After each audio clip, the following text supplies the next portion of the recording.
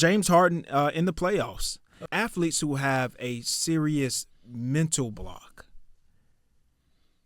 That's the craziest thing that for it to be this strong. I'm going to give you context. Harden has 55 playoff games with less than 4 field goals made.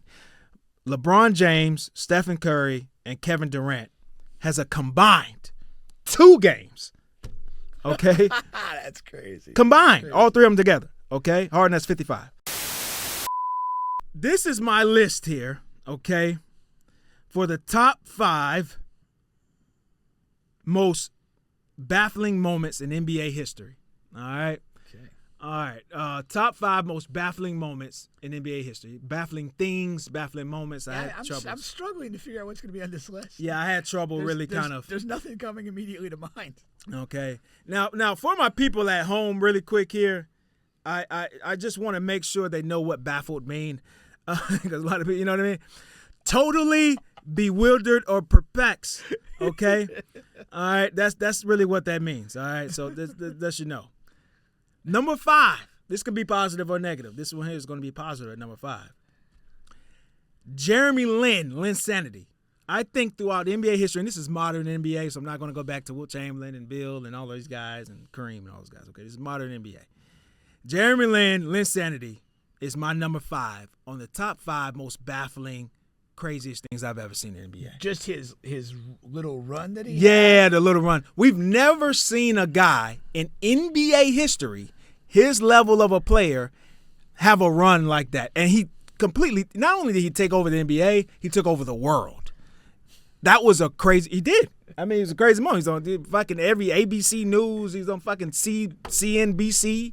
You know what I mean? For essentially a regular season run of play. Yeah. It's kind of crazy. It was. It was completely crazy. Okay? But, like, how, I mean, like, again, a huge part of that is he's Chinese. Maybe. Oh, 100%. But we've had many Chinese guys. Yao Ming never had a moment like that. No.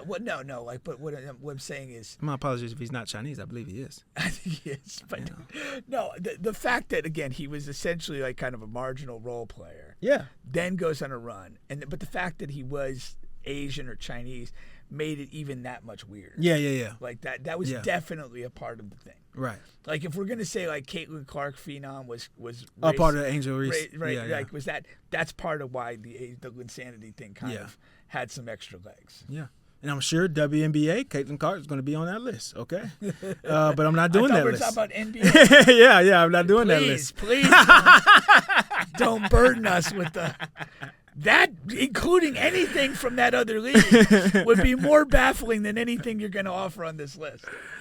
Number 4. Okay, I struggle with this, but this was a baffling, crazy moment. Rockets, Clippers, tunnel war. Do you remember this?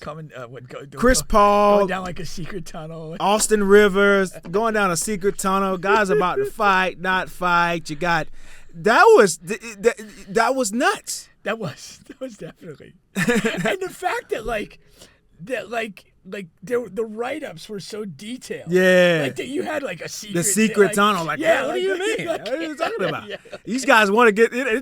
They're planning their sneak attack. Like dudes have had. I'm sure they had fights in the back and different things have happened, but it's never been like so reported with such a level of detail that just pushed that story over the edge. It did. I like that. Number 3.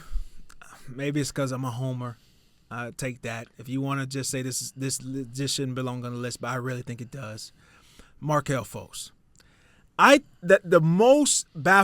second most baffling thing I've ever seen personally. I did the list, but on my list, the Markelle Fultz thing is way out there, man. You're talking about a guy who was at Washington, who was fucking shooting and doing everything. He looked really good. A perfect combo guard you thought would come in, play next alongside Ben Simmons. He came into the pre-draft workouts, knocking them down like crazy. And the day after he gets drafted, it's like he's never shot a ball before in his life. I've never seen anything like that before. That is completely baffling. So I just challenge anyone, if they don't believe this should be on the list, find me something. Find me something. That was pretty baffling. I guess my thing, like, I didn't see him play a lot in college, and I don't think that Washington team was very good. I always looked at like him as like, why is this guy going number one? Yeah. I always had that thing because I wasn't super familiar with him, and his team didn't do real well, and so it's kind of like, well, why is he even the number one guy anyway?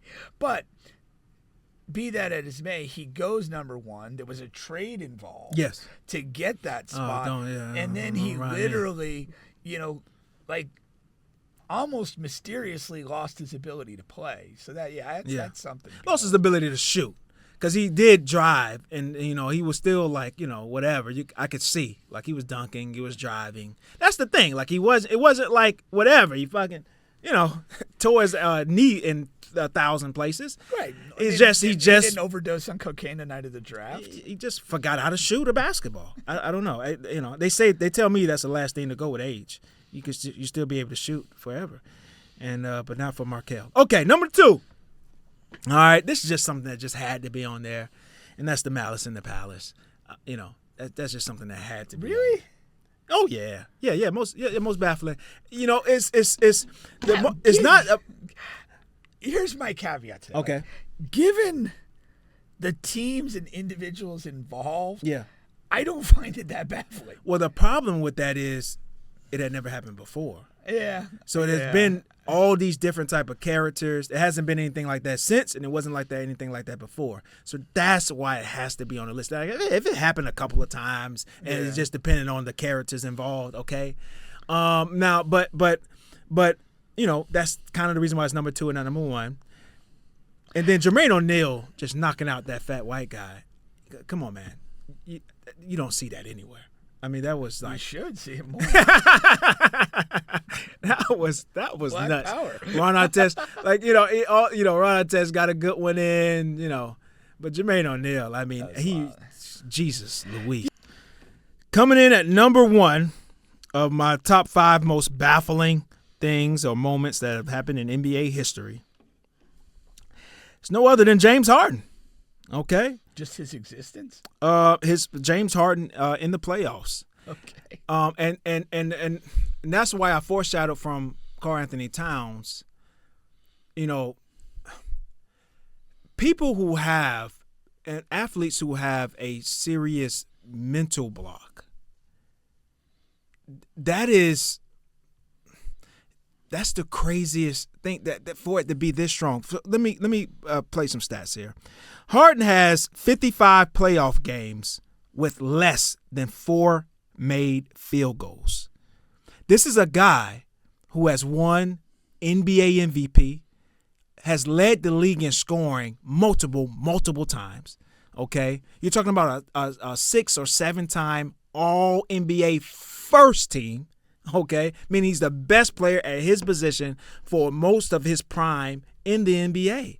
And then when he gets to the playoffs, every single, not one here and then 4 years later there, not the Magic Johnson, Tragic Johnson year, every single year, he has this mental block and has terrible games. 55 playoff games with less than 4 field goals made. And now, Bron, what is in terms of his like regular season performance in the peak of his career? Like, what does he average? Like 10, 12 made field goal attempts? I'll have to look that up. Yeah, but I'm gonna give you context. Give you context. Harden has 55 playoff games with less than 4 field goals made. LeBron James, Stephen Curry, and Kevin Durant has a combined 2 games. Okay, that's crazy. Combined, all 3 of them together. Okay, Harden has 55. Okay. Now, he also has 12 games under 20, and then his turnovers go all the way up. And he really, what happens?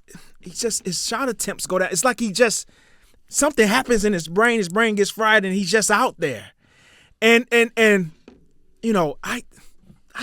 just hate mentally weak fucking people. That is the craziest thing ever, but it's also the worst thing ever. It's the worst.